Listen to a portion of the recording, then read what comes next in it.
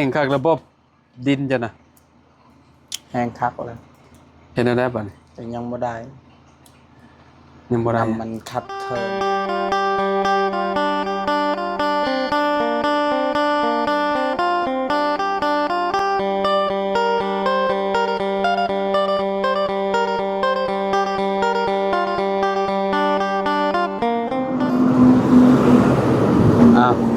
สบายดีพี่น้องเนาะ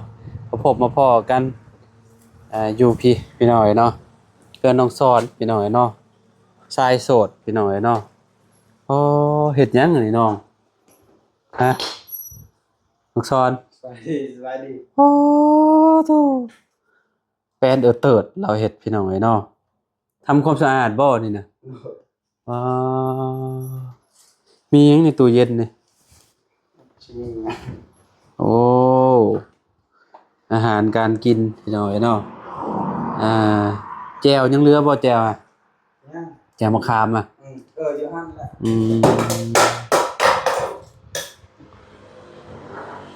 เป็นอะไรมื้อนี้คือทำความสะอาดน้ำมาบ่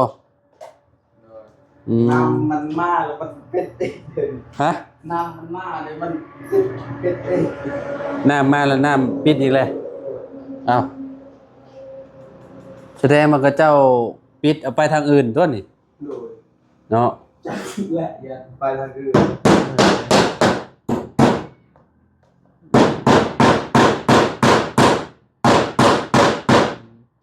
FC มา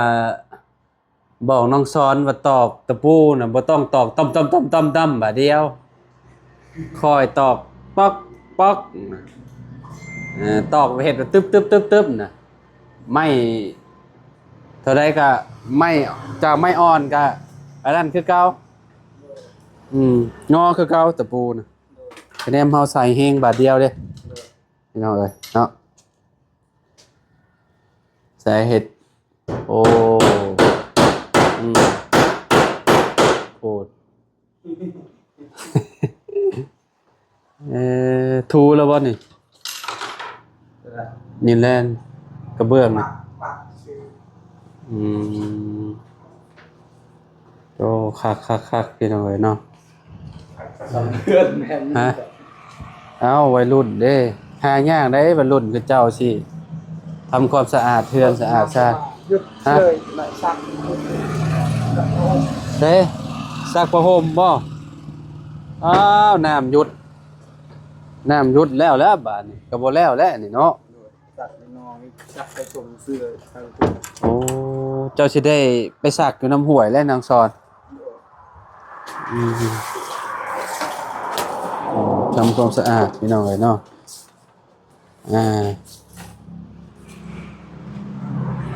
พี่น้องเอ้ยเนาะทางน้องซอนเพื่อนลาวนี่แบบโอ้แปลนไปเลยพี่น้องเอ้ยเนาะอยู่แบบสะอาดเนาะสามสร้างอะไรน้องสอนจะปลูกผักก็คือสิยากเติบอยู่เขาว่าน้ำมาแบบหยุดย่อนๆปานนี้นะเป็ดแล้วเป็ดน้ำแล้วฮะน้ำมอดแล้วจะปิดแล้วติเป็นได้ล่ะจะมันเป็นได้จักแล้วบ่ฮู้คือกันน้ำเป็ดปิดเปิดบ่มาแต่ละมื้อมันมาแบบใดมันมาจักชั่วโมงมั้ยน้ำน่ะมาชั่วโมงมันก็ปิดบ่แล้วบอกช้ำเลยนี่เปิดแล้วก็สมอยอยู่เอาบ่หยดบ่เย็นสบายยามันแล้วกัดว่าอยู่ในนี่มีน้ำบ่ซะน้ำหน่อยเดียวในห้องน้ำมันมาเป็นช่วงๆนี่เนาะเป็นอะไรรถหลังจากที่ขี่มางามอยู่ฮะขับอยู่แบบว่าบ่ได้มีอีหยังอันนั้นล่ะว่าบ่รถใหม่เนาะโดยขี่กัน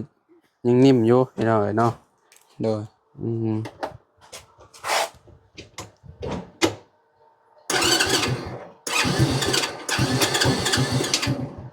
ห่วย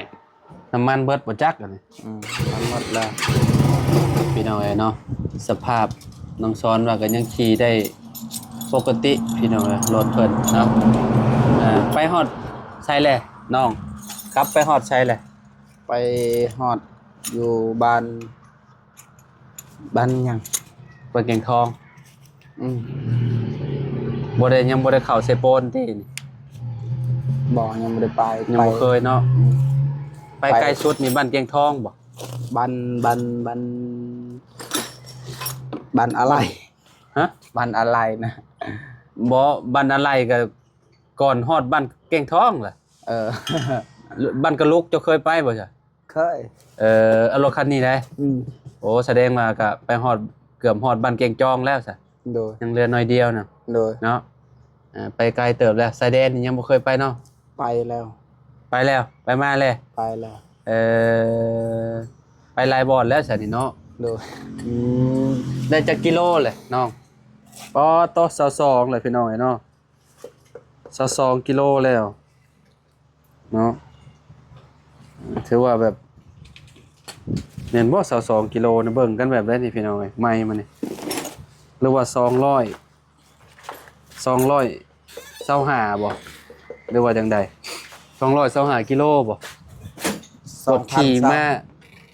ดนแหละเนาะ โดย โดนเติบเลยแม่นและ225กิโลเลยโอ้ลายอยู่ได้พี่น้องเอ้ยเนาะลูกศรแสดงว่าไปเติบหนึ่งแล้วซะเนาะ อืม เออจังไดเนาะ น้ำมันรถ ขี่ยังม่วนอยู่ยังนิ่มอยู่เนาะมันยังใหม่เด้ โดย มันยังบ่หลายปีพี่น้องเอ้ยเนาะ โดย วัยรุ่นนี่อยากขี่อยากแต่งแล้วพี่น้องเอ้ยเนาะรถนี่เบิ่งน้องซ้อนนี่มักแต่งอยู่บ่รถนี่ฮะจะเป็นคนมักแต่งบ่รถ มากแล้วแต่งแต่เบาะมันปั่นเบาะมันจัด ฮะ ยิงเบาะมันนี่ อยากได้บ่ปาด อืม เอ ชัดเลย แต่มีเงินน่ะซื้อมาแบบบ่ต้องปาดมีแต่เอาตัวนี้ออกซื่อๆเอาออกแล้วก็เอาตัวใหม่ใส่บัดเฮายามเฮาเบื่อแหละ เบื่อตัวปาดเฮาก็อันนี้แล้วก็เอาตัวธรรมดาใส่คือเก่าปาดแล้วมันสิเสียรูปเสียทรงไปได้พวกเบาะนี่ เบาะบ่ได้ปาดดอกนั่งแบบนี้ก่อน แม่น กินกว่าเบาะนี่จะเสีย แม่นขี่แบบนี้ฮะนิ่มที่สุดแล้ว โดย คะแนนเป็น ร อั ถ น แต่งไว้มันเทไว้ แม่น มันติดดินหลอดมันกลก เดิมจากโครงงานหาดีแล้วมันยังก็ได้ โดย เจ้าว่าบ่ โดย สมมุติว่าซื้อพวกล้อนิ้วล้อแต่งเอามาโอ้ยขี่บ่โดนดอกรถนะเดี๋ยวก็เพพี่น้อยเนาะเดี๋ยวก็พังบ่มีเงินซ่อม ไว้ได้มันติดจักรลึกเทเลย พื้นทอง อืม เวลาเฮาต้นขอบตะกุมเนาะ อืมมัน พวก เตี้ยโหด พวกนิ้วพวกหยังนี่มันก็เพไว้เนาะมันเบี้ยวไว้หั่นน่ะ โดย สมมุติว่าเจ้าขี่รถแต่งเนาะอันนี้ก็แล้วแต่คนมักดอกพี่น้องคือเฮานี่ขี่ธรรมดาบ่แต่งก็ได้รถนะคือรถข่อยอะบ่ได้แต่งเลยบ่ได้มีแนวแต่งเลยเดิมๆเลยข่อยอะ โดย เดิมๆจากโรงงานเลยเนาะก็สิมีแต่พวกอันนี้มันแต่ว่าเวลามันหาเขาเปลี่ยนใหม่ โดย พวกอันกลางปลามันนี่พี่น้อง โดย เนาะแล้วก็มีกระตาส่วนใหญ่กระตาบ่อยากทนพี่น้องเนาะบ่อยากทนอยากเพไว้กระตา โดย เวลาเฮาใส่ของหนักๆนะมันอยากขาดอยากหยังเนาะพี่น้อง ขาดและไว้ โอ้ พูดก็ไปส่งไม้ ส่งไม้บ้านอาเจืองเลยเหรอเนาะ อืม โอ้พี่น้องเอ้ยเนาะ ลายเนาะ มาแล้วพี่น้องทยอยมาแล้วใหม่เพิ่นเนาะ โดย อืมดีใจนำอาเจืองเพิ่นพี่น้อง ดี เอ้ย ใจ เนาะ แล้ว เมื่อวานนี้เฮาก็ไปซอยเวียกเพิ่นอยู่เมื่อวานนี้เนาะ โดย วันนี้เพิ่นย้ายไป โดย เพิ่นว่าเพิ่นบอกความฝันอ้ายเมื่อกี้นี่ โดย เพิ่นว่าเพิ่นฝันเห็นเพิ่นไปยิงนกจับปืนแก็บไปแล้วยิงนกเพิ่นว่าเพิ่นมาตีแบบตีใบเป็นหวยให้ว่างูว่าซั่น ชื่อโลดงูว่าซั่นอาเจืองแม่นได้เราบอกเลขเนาะสอนเนาะ ถึง2เทื่อเลย อืม FC หลายคนเป็นถึกนำได้บางคนก็ได้ โดย ช่วงหนึ่งนะเพิ่นบอกช่วงใหม่ๆแล้วเราบอกเนาะบอกทีมงานเด้แห้งคักระบบดินจ้ะนะ แห้งคักแล้ว เห็นได้ป่ะนี่ แต่ยังบ่ได้ ยังบ่ได้ น้ำมันคัดเคินตลอด เออ โซเชียลแน่นอน จะว่าได้เมื่อวานนี่ ฮะ ก็จะปลูกก่อนกินก่อนเบิดก่อน จะปลูกตำลังแหละกินตำลัง หมดตำลังครับ ก็เจ้าว่าน้องโซนนับมือนับตลกก็เจ้าว่านี่หน่อยเนาะ เอ้านี่เขาปลูกก่อนกินก่อนแม่นเอาพวกตำลังกินตำลังเด้อเขาหมดก่อนนะยังทันว่า นี่แหละน้ำมาปกติก็อยากให้ปลูกไว้ๆแล้วอยากกินแหละ คอยก็คือกันแหละ กินผักกินหยังนำน้องซอนอะไรพี่น้อยเนาะดินมันแห้งคักแล้วบ่ละซอน แห้งแล้ว ใช่โอ้มันแห้งคักเลยเด้นี่ แต่น้ำนั่นเด้เนาะ น้ำอุกอ่างเลยเนาะพี่น้อยเจาะน้ำซะ ผมมีเงินดอก 20 ล้าน ลำบกนี่คัดเคินอีกแล้ว 20 ล้าน เปิดเมื่อวานนี่มื้อนี้ก็ปิดอีก แมลงมันก็มาบ่ บ่มาแล้วมันปิดนี่ปิดเป็นชั่วโมงโลดมันบ่ได้ปิดเว้ยจังหน่อยก็เปิดขึ้นเด้อคือเฮาใกล้เลย บ่ว่าตอนแรงมันก็มาบ่ บ่ ปิดเลยยัดมาเอินเลย ฮะประมาณ 2-3 มื้อสิเปิดอีก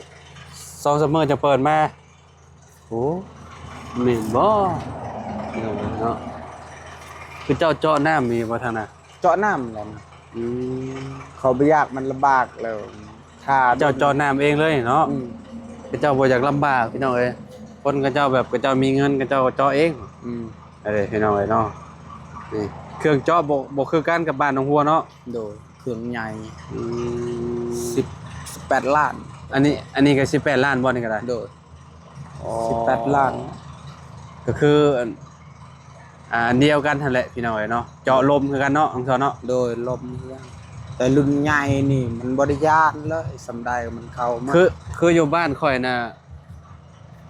ใส่เครื่องน้อย โดย แต่ว่า ไม่มันถึกนะ บ้านเจ้าหินดานมันหลายเนาะ ลองน้ำนั่น โอ้น้ำออกเลยพี่น้องเอ้ยเนาะโอ้น้ำพุ่งเลยผู้อู้เจอน้ำแล้วพี่น้องเอ้ยน้ำใจจะบ้านน้องหัวน่ะก็สบายบ้านนี่ทำจิโฮดผักนะ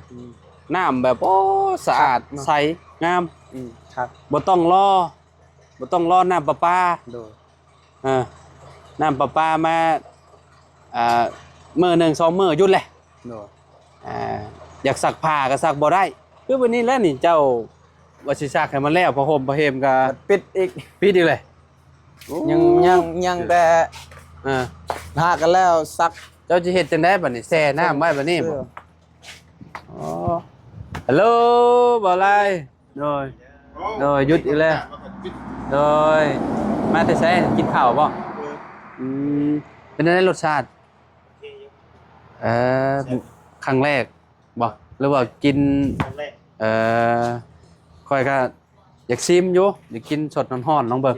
เนาะพี่น้องเอ้ยเนาะไปไสต่อน่ะ และวันน้องหัวไปแล้ว ว่ายคะแนนไปบ้านหนองหัวก็ไปนํแล้วสิเอารถเมียนนี้ต่อมานี่